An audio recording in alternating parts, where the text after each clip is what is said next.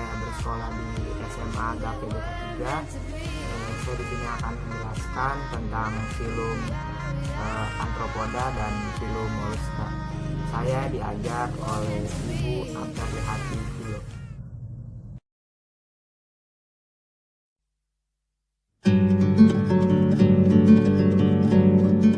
Arthropoda berasal dari bahasa Yunani yaitu arthron yang berarti ruas, buku atau segmen, dan podos yaitu kaki yang jika disatukan yang berarti kaki yang berbuku-buku.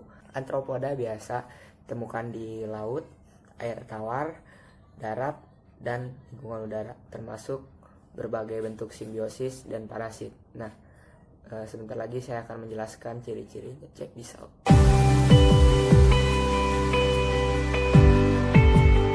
Ciri-ciri arthropoda. Yang pertama, tubuh arthropoda bersegmen-segmen, biasanya bersatu menjadi 2 atau 3 daerah yang jelas. Yang kedua, merupakan hewan berbuku-buku atau hewan beruas. Yang ketiga, ada kerangka luar atau exoskeleton. Yang keempat, dia menggunakan sistem saraf tangga tali. Yang kelima, dia itu adalah tipe pemakan herbivora atau karnivora. Yang keenam, dia itu adalah bukan hewan hermafrodit. Yang ketujuh, dia memiliki sistem organ yang sudah lengkap. Sistem pencernaan arthropoda merupakan sistem pencernaan yang sempurna dengan dilengkapi alat pencernaan yang lengkap yang terdiri dari mulut, kerongkongan, usus, dan anus. Sistem peredaran darah arthropoda itu dia bersifat terbuka dan darahnya berwarna biru karena mengandung hemosianin. Sistem pernapasan arthropoda memiliki sistem pernapasan yang berupa trakea, insang, paru-paru buku, atau melalui seluruh permukaan tubuhnya. Sistem ekskresi arthropoda memiliki sistem ekskresi yang berupa kelenjar hijau atau dengan pembuluh Malpighi yang terletak pada usus belakang. Sistem reproduksi arthropoda. Reproduksi arthropoda dilakukan secara seksual dan aseksual, itu melalui partenogenesis dan paedogenesis. Nah, sistem reproduksi arthropoda adalah terpisah, artinya ada hewan jantan dan ada juga hewan betina. Sistem saraf arthropoda. Sistem saraf arthropoda berupa tangga tali dan alat perabanya berupa antena.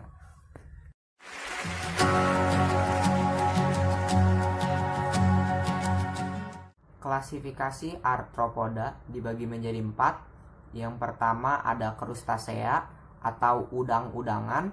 Yang kedua ada myriapoda. Yang ketiga ada arachnidea. Yang keempat ada insekta atau serangga. Mari kita bahas satu persatu. Crustacea atau udang-udangan memiliki ciri-ciri. Yang pertama yaitu mempunyai 2 pasang antena. Yang kedua memiliki kepala yang menyatu dengan dada atau cephalothorax. Yang ketiga, dia tidak mempunyai pembuluh darah kapiler. Yang keempat, pertukaran udara terjadi secara difusi. Klasifikasi crustacea dibagi menjadi 2. Yang pertama ada Entomostraca atau udang tingkat rendah, yang contohnya itu seperti kutu air, cypris, candida, cyclops, dan lain-lain. Yang kedua ada Malacostraca atau udang tingkat tinggi, yang contohnya itu seperti kutu perahu, udang, belalang, kepiting, dan lain-lain. Peran crustacea bagi kehidupan manusia yang menguntungkan sebagai bahan makanan yang kaya akan protein. Terus juga dia merupakan sumber makanan untuk ikan. Namun ada juga yang merugikan seperti perusak galangan kapal dan sebagai parasit ikan atau kura-kura.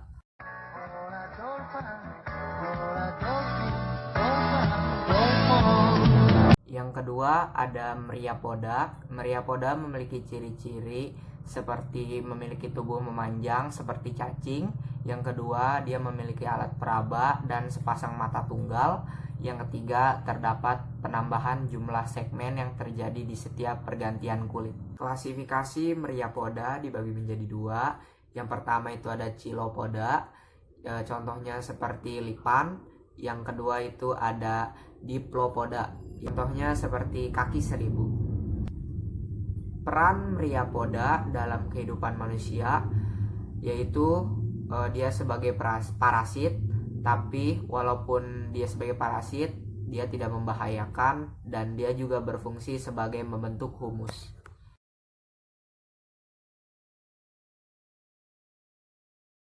Yang ketiga ada Arachnoidea.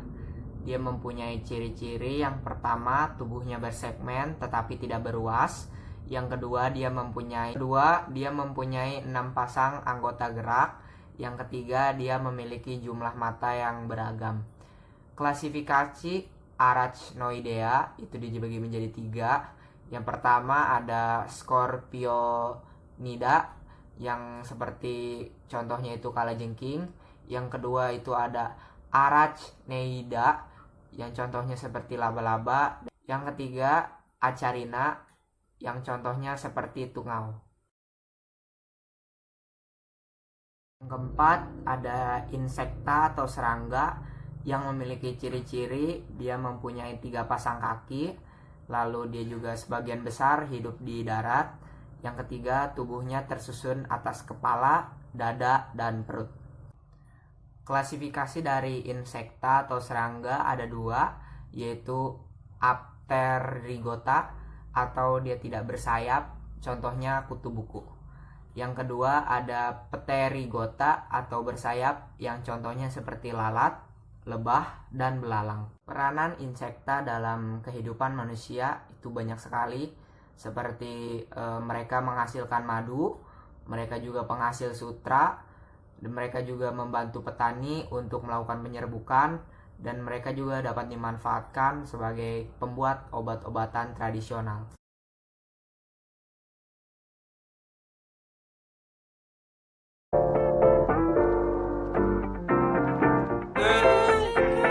Moluska. Moluska berasal dari bahasa Latin yaitu molluscus, yang berarti lunak.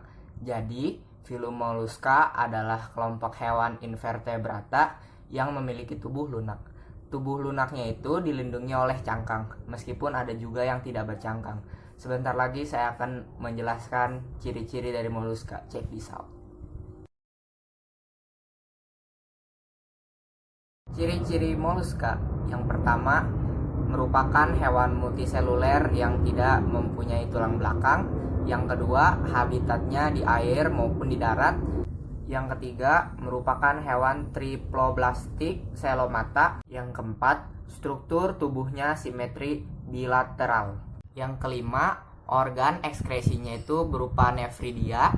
Yang keenam, dia hidup secara heterotrof. Yang ketujuh, dia memiliki radula atau lidah yang bergigi. Yang terakhir, dia itu tubuhnya terdiri dari kaki, massa visceral, dan mantel. Cara hidup Mollusca. Mollusca hidup secara heterotrof dengan memakan organisme lain. Habitat Mollusca itu ada di darat maupun di laut.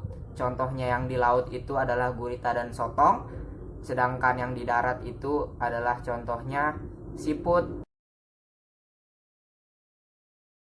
Reproduksi dari Mollusca itu terjadi secara seksual dengan cara pembuahan atau fertilasi atau penyatuan sel jantan dengan sel betina. Namun ada juga beberapa jenis siput yang bersifat hermafrodit. Klasifikasi dari Mollusca itu dibagi menjadi 5. Yang pertama ada Polyplacopoda, yang kedua ada Scapopoda, yang ketiga ada Gastropoda, yang keempat ada Pelecypoda, yang terakhir ada Cephalopoda.